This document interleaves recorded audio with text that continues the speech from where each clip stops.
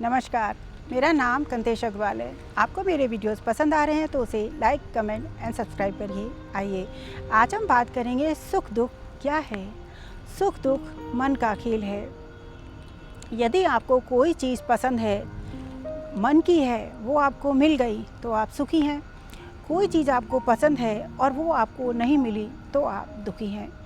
एक ही चीज़ से एक इंसान बहुत ज़्यादा सुखी हो सकता है और उसी चीज़ से दूसरा व्यक्ति बहुत ज़्यादा दुखी हो सकता है। जैसे एक दिन किसी के घर में लौकी तोरई बनी, एक व्यक्ति बहुत खुश हो सकता है कि चलो आज अच्छा सिंपल खाना है और आसानी से डाइजेस्ट होने वाला है, हल्का भोजन है, मैं आज अच्छे से काम कर पाऊँगा, पूरा दिन मेरा शांति से निकलेगा। और बड़े प्रिय शांति से प्यार से वो भोजन करेगा और मस्ती से वो ऑफिस जाएगा। उसी लौकी तोरई को देखकर दूसरा व्यक्ति बहुत ज़्यादा दुखी हो सकता है कि सारा दिन काम करो, खाना भी अच्छा नहीं मिलता है, क्या करते हो तुम लोगों को, मेरी चॉइस का पता नहीं है, सारा दिन मैं किसके लिए खटता हूँ, एक अच्छा खाना भी नहीं खा सकता हूँ। कितनी भी बातें सुना सकता है, कितना भी दुखी हो सकता है, बढ़ करके गुस्सा करके खाना खाएगा, उसका खाना पचेगा भी नहीं और दिन भर उसका बेकार भी जाएगा। चीज़ एक ही है, मन का खेल। एक उसी चीज़ को देखकर बहुत खुश है और एक उसी चीज़ को देखकर बहुत दुखी है। ऐसे ही किसी के घर में बेटी पैदा हुई, एक इंसान बड़ा प्रसन्न है कि चलो लक्ष्मी घर पे आई है, हम इसे अच्छे से पढ़ाएंगे लिखाएंगे, एक अच्छा इंसान बनाएंगे। वो बड़ी प्रसन्नता से बेटी को पालने की योजनाएं बनाएगा। एक व्यक्ति जिसके घर में बेटी हुई वो कहेगा है बेटी पैदा हो गई, हमें फिर से चांस लेना पड़ेगा, हमें तो बेटा चाहिए था। और वो फिर चांस लेता रहेगा और वो बेटियों को कोसता रहेगा बेटे के लिए। तुम्हें पता है कि वो बेटा कितने साल जिएगा, उसे कौन सी बीमारी आएगी, वो अच्छा निकलेगा बुरा निकलेगा, सब मन का खेल है। इंसान मन के खेल की वजह से हजारों परेशानियां अपने मन के अंदर बांधता रहता है। कोई किसी का खाकर खुश है, कोई किसी को खिलाकर खुश है, कोई किसी को देकर खुश है, कोई किसी से लेकर खुश है। कोई देता है, कोई लेता है, अंत में हिसाब सबका होता है। कोई चीज़ तुम किसी को देना चाहो, उसको दे के प्रसन्न होना चाहिए, अहंकार नहीं करना चाहिए, क्योंकि तुम दे रहे हो, सामने लेने वाला भी तो हो।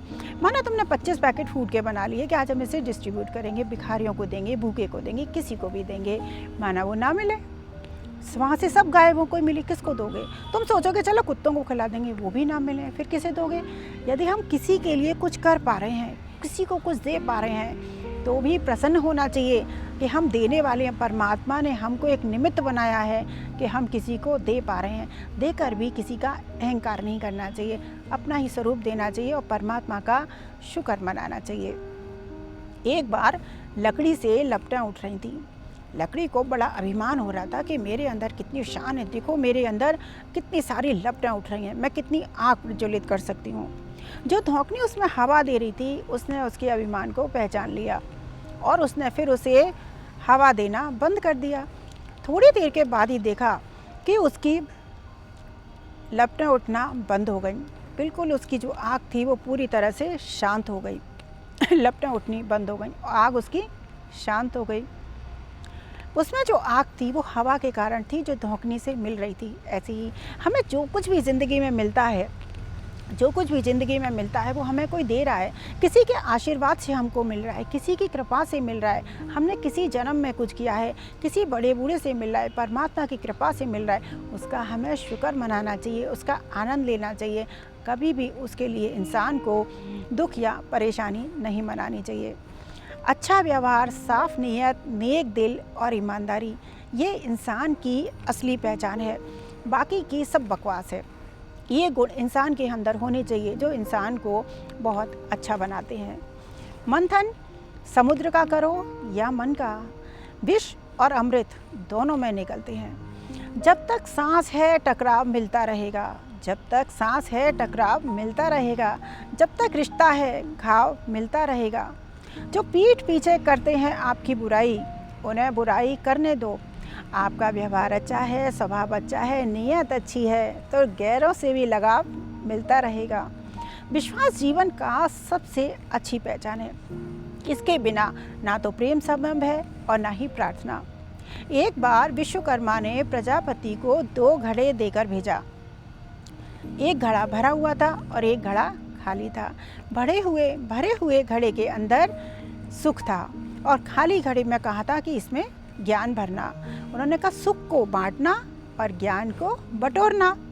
प्रजापति घड़े लेकर आगे चले। थोड़ी देर के बाद उन्हें कुछ काम लगा और वो घड़े को ज़मीन में रखकर थोड़ी देर में आए। घड़े उन्होंने उठा लिए और चल दिए। वो घड़ों का क्रम भूल गए और उस भूल के कारण उन्होंने सुख को बटोरना शुरू कर दिया और ज्ञान को बांटना शुरू कर दिया। तब की गलती आज तक चली आ रही है। हर इंसान सुख को बटोर रहा है। सुख यानी कि संसार का सुख। हर इंसान संसार की छोटी छोटी वस्तुओं के सारे सुख, इंद्रियों के सुख में, संसार की भौतिक वस्तुएं बटोरने में जुटा हुआ है। और जो इंसान का आत्मा का सुख है उसको, और हर इंसान ज्ञान को बांट रहा है। तब की हुई गलती आज तक भुगत रही है। हर इंसान ज्ञान बांट रहा है, हर इंसान सलाह दे रहा है, चाहे उसके पास हो या ना हो। जिंदगी में मिला हर इंसान होली के जैसा होता है। कोई ज़िंदगी को रंगीन बना देता है और कोई ज़िंदगी से रंग उड़ा देता है। हर इंसान होली के जैसा होता है। सुख दुख मन का खेल है और कुछ नहीं। मन हमारा जहाँ लग जाए वहीं सुख है और जिस चीज़ में ना मिले वो दुख है। जय श्री कृष्ण। आज के लिए इतना ही। फिर हम किसी और दिन किसी और विषय पर चर्चा करेंगे। धन्यवाद।